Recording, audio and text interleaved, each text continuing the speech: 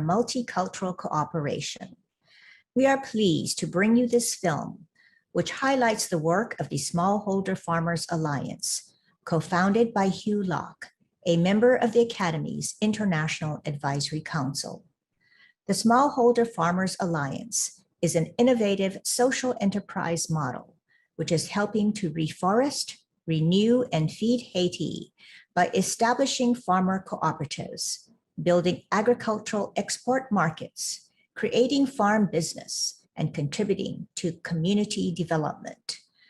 The other co-founder of this alliance is Timothée Georges. Together, Hugh and Timothée jointly envision a reforested and renewed landscape for Haiti and created a way to engage local smallholder farmers in their initiative. This concept, called tree currency, provides farmers with seeds, tools, and agricultural training to increase their farm yields in exchange for planting trees. The program supports smallholder farm families and gives equal engagement to husbands and wives. There are more than 2.5 billion smallholder farmers in developing countries around the world. That is 1/3 of the world's population. The concepts developed in Haiti can be adapted and introduced to other developing countries with the potential to significantly increase food security and well-being worldwide. The Smallholder Farmers Alliance is helping to heal Haiti's scarred landscape, improve lives, protect the planet, and has the potential to enhance the lives and well-being of millions of people around the world. Join us now as we journey to Haiti and learn about this innovative concept, which is creating a legacy of hope and well-being for our environment and all of us who are integral to it. What the last year has shown us is how fragile our very existence is, how the foundations of our food supply are fractured, putting the basic needs of our survival at risk. The impact of industrial-scale agriculture on the environment is well known, but less so the impact on smallholder farmers and their communities throughout the developing world. These farmers, their families, and workers make up 1/3 of Earth's population, including many of the poorest and most vulnerable. But it turns out they could hold the key to the future of food security. A revolutionary new model developed in Haiti shows how smallholders around the world can be mobilized to grow significantly more food and at the same time improve rural economies, combat climate change, and elevate the status of women. Smallholder farmers may, in fact, hold the key to feeding the world.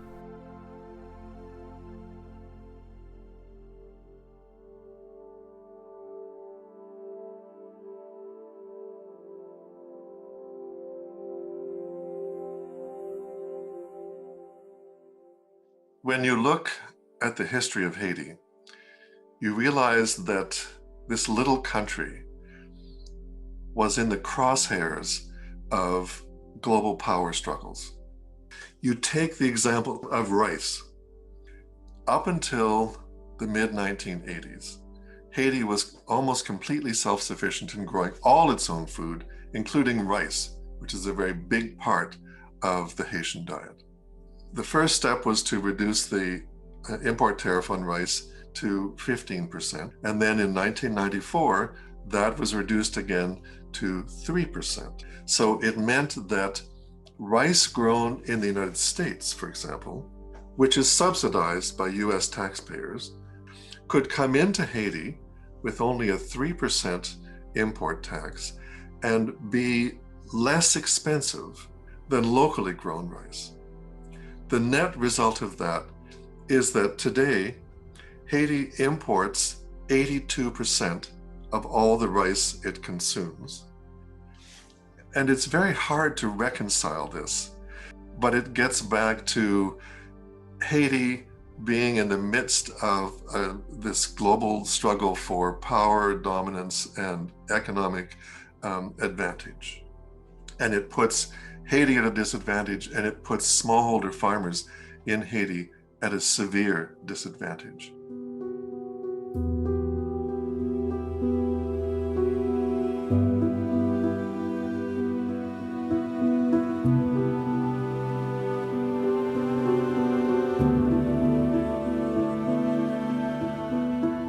When you look at Haiti, most people would not know that it was once the richest place on earth. And that's not an anecdotal reference. It generated more income per square mile than any other place in the world when it was under the colonial auspices of the French. And that was a slave economy, no question about that.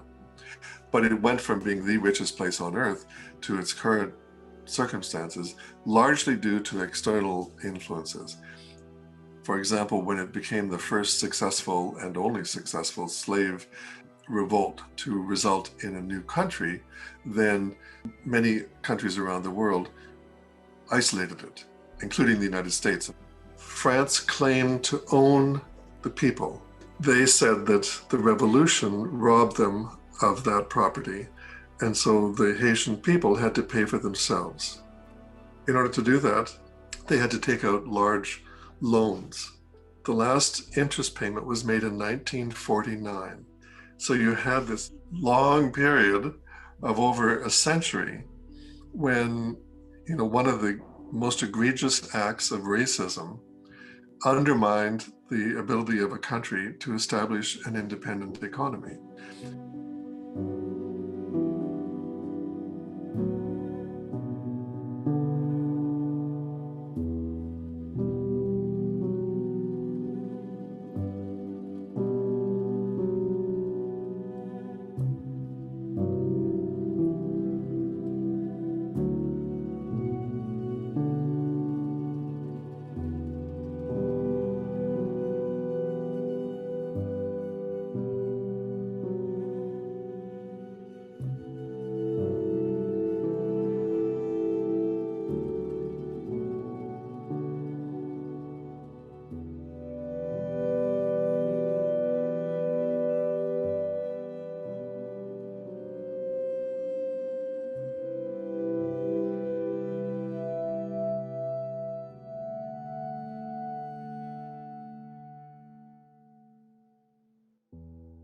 So when Haiti has to pay for its freedom to French government, there was not enough money to pay.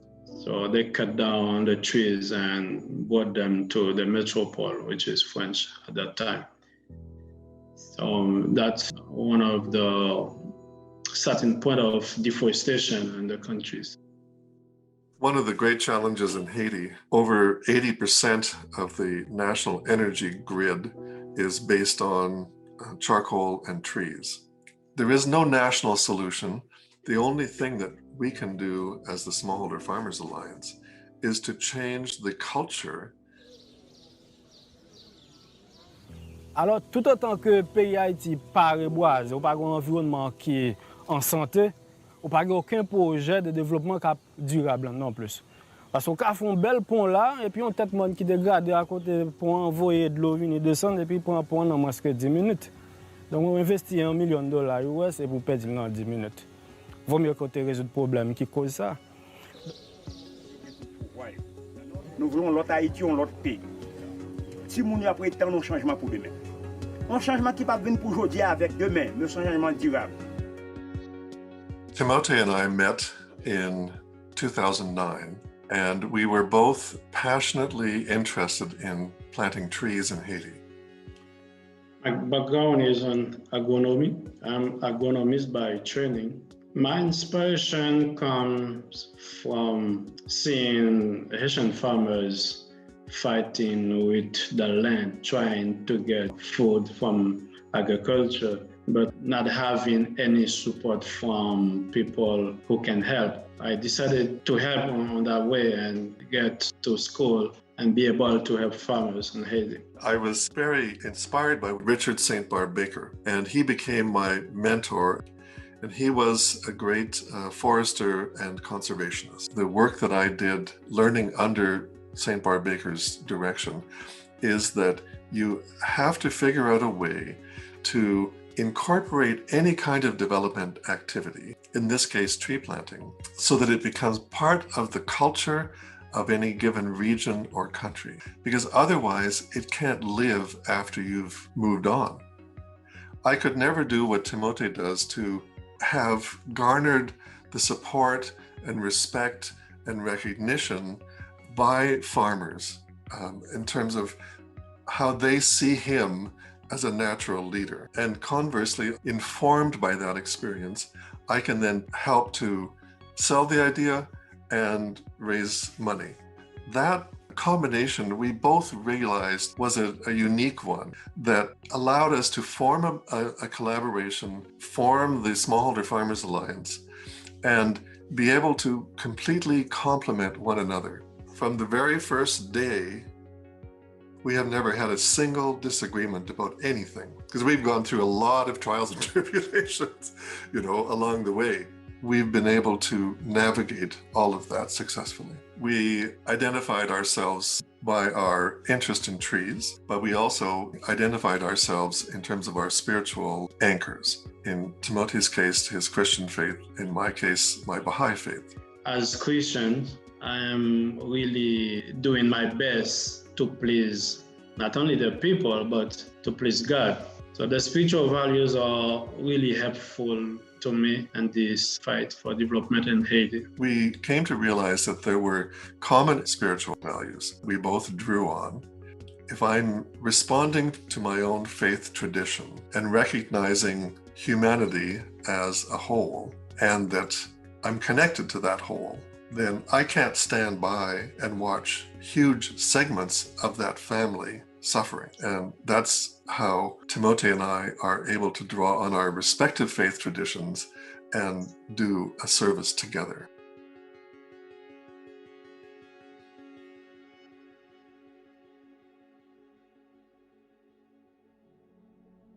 So we had to figure out how to enlist smallholder farmers to plant the trees that we wanted to contribute to help reforest Haiti. Our first approach was to say to the farmers, if we grow the trees in nurseries and give them to you, will you plant them? Because they'll be free and it'll be great for the environment. And they basically said no. They were, overwhelmed in dealing with just being farmers in a very complicated environment. So then we had to figure out, well, could we maybe pay for them to grow the trees? But our initial corporate sponsor, the Timberland Shoe Company, said that's not a very good model, because what happens when the organization stops and our sponsorship stops? Where will that leave the farmers? Development for a sustainable world cannot be based on dependency, but on co-elevation. So Timote and I then began meeting with smallholder farmers, and we asked them, what do you need to farm more effectively? And it came down to three things: better quality seed, better quality hand tools to work the land, and that they needed help to improve their basic agricultural operations. So we said, would you then be willing to grow trees in nurseries that we set up if, in exchange, we provided the three things you identified that you most needed? Then the farmers were very happily ready to take part. And this is where the basic concept of tree currency came from. It created a different dynamic than if we were giving them the trees for free. The farmers became independent agents.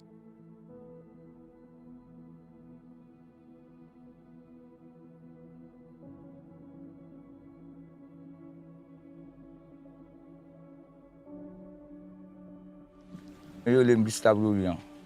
Moi planté me fait, petit batte me fait. Et ça la saison on me planté, Apre sa, beri jen bati la. Sa se pare di te sa yo. M'dal nan pepinier alliance la. Mwen men rekolte zon yon, men zon yon rekolte li. Mwen di man posib ti min yo ka maje an isi, mwen ka van kek la dani mwen ka achton on bet pou mwen gade pou de men si jive.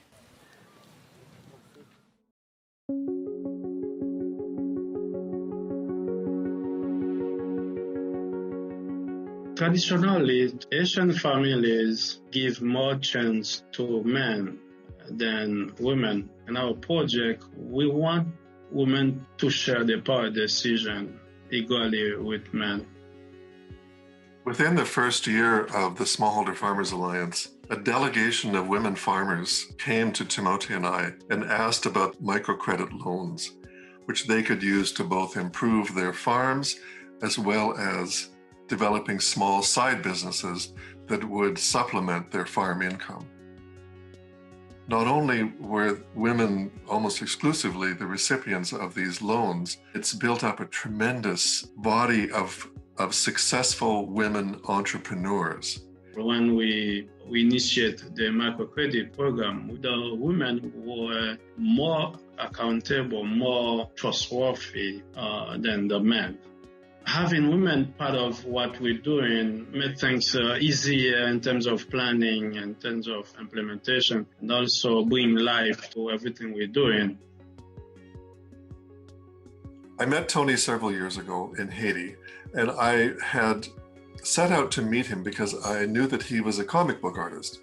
And I was intrigued with the possibility of how you can use comic books to communicate social issues. Mwen gen yon misyon.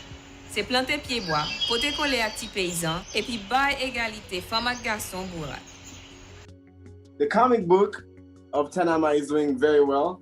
I was able to present it to 2 schools in Port-au-Prince, and the kids loved it, and they were so happy that they can finally have a Haitian superhero. They are really aware of how tree planting is important in Haiti. Looking at young women in Haiti, their life is hard. It's very important to have a character who promotes tree planting and women empowerment, where the kids can identify themselves, especially young women, so they can feel empowered that it's not only men who can do great things. My name is Tanama, and I am here in Haiti to plant trees. Our planet needs more trees to combat climate change, and we need to grow more food to feed a growing world population. Here in Haiti, we've come up with a way to do both at the same time, and it all starts with smallholder farmers. One of the most interesting things that's going on at the moment in agriculture worldwide is the emergence of the regenerative movement. Whereas once organic was the gold standard for agriculture, organic certification is a series of no's. No, we're not using pesticides. No, we're not using chemicals. No, we're not using bad stuff to grow this food. Whereas in reality, what we really want is a series of yeses. Yes, we're helping the farmers. Yes, we're contributing positively to improve the environment. Yes, we're helping to encourage women's participation in agriculture. That's what regenerative represents.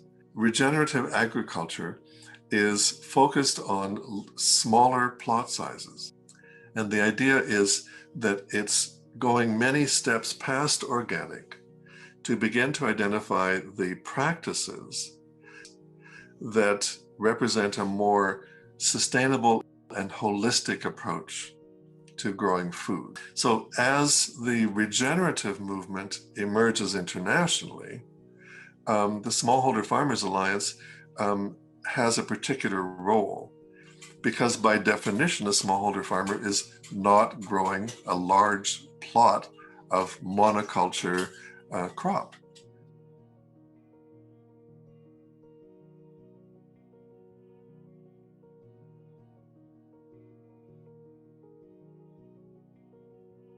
We set out to develop an app that would allow us to track and measure the impact of an individual farm, starting with cotton, but no matter what crop they're growing, What is the effect of that one crop on the livelihood of the farmers, on the yields on those farms, the impact of that individual farm on mitigating climate change, on contributing to women's empowerment? We looked around to see if there was one already. There wasn't. And so working with Columbia University, and now more recently, a partnership with a Silicon Valley group called the Lydian Group, we've actually been able to develop an app that can tell you these things. But at the same time, the farmers themselves are selling data which becomes the equivalent of a new farm product. And now we're standing on the cusp of creating a new type of supply chain that will measure the social and environmental impacts of agricultural products with new generation digital tools. So it's all very exciting. And if you imagine as a consumer walking into a timberland store, you know, the end game here is that as a consumer you could go and scan a hang tag, and then your phone would call up information about who grew the cotton and where. And it would not only reflect that, but it would also reflect the impact on farmers and their families. It would reflect the organic protocols used in growing the cotton, the impacts on the environment and food security, on the communities, and the empowerment of women. That's a lot of information, right, to get through your phone, but you could imagine a video that could communicate that very powerfully and with a rich sort of story behind it to give consumers a taste of what's possible.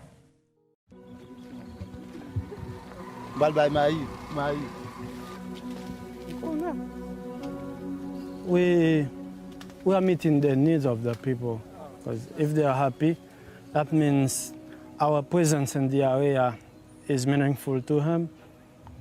I think that's all. The happiness is mine. The advantage that's becoming clear with regard to smallholders, they almost all farm organically because that's the way it's always been.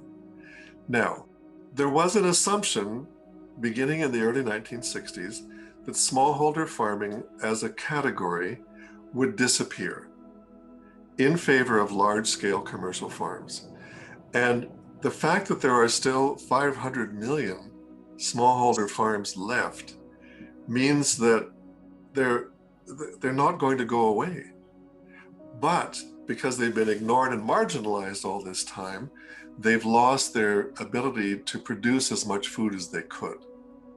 If they had a little bit of support, or anywhere near the kind of support that large-scale commercial agriculture has had, in terms of research and technology and trade agreements and storage capacity, we would have the potential of a really extraordinary amount of additional food being made available locally throughout the developing world.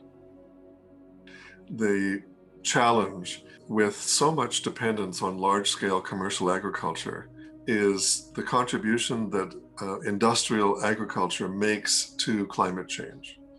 It's one of the major sources of CO2 in the atmosphere. Ultimately, when the systems begin to break down because it's become completely dependent on the use of chemicals to make it function, then you're left with barren land that can no longer be productive. But if you create a stronger rural community where farming is once again more productive and it's a better source of livelihood and people see it as a better way to live, then we've got a chance to be able to enlist such a huge segment of the global population in a more successful, sustainable, and holistic way of growing our food. At one level, you can look at food insecurity as a political process that is based on power and money. But I frame it a little differently. I think that it is a consequence of not understanding that we are one interdependent human family. When every action that's taken to consolidate power, prevent others from having a share of what you have, that destabilizes the entire thing. We have to find ways for people to embrace that larger vision, because ultimately the success of that complete, diverse family is going to be what helps to save you as an individual and your own family.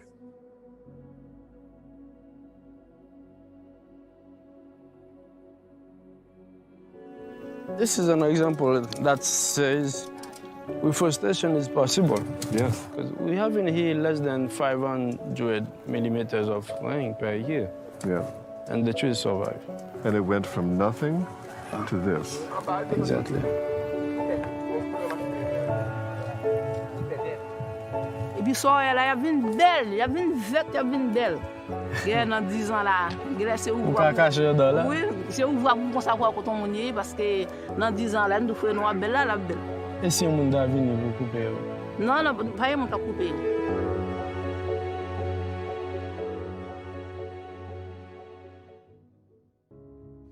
What I've come to discover, as has Timote, is that if you have not planned your exit strategy, then you are part of the ongoing problem. And so our long-term goal for the Smallholder Farmers Alliance is that it becomes a movement that we lose all control of, because that's the only scale at which you can affect real change.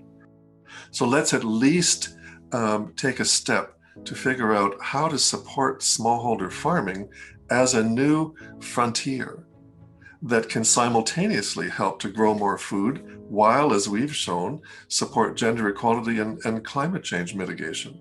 Why not take the chance? Because it represents possibly our best chance of overcoming these global challenges. The Smallholder Farmers Alliance is a pioneer in maximizing the productivity of one of the world's most valuable and underappreciated resource, that of smallholder farmers, who make up 1/3 of the world's population. This initiative is creating a powerful legacy which holds an important key to the world's food security.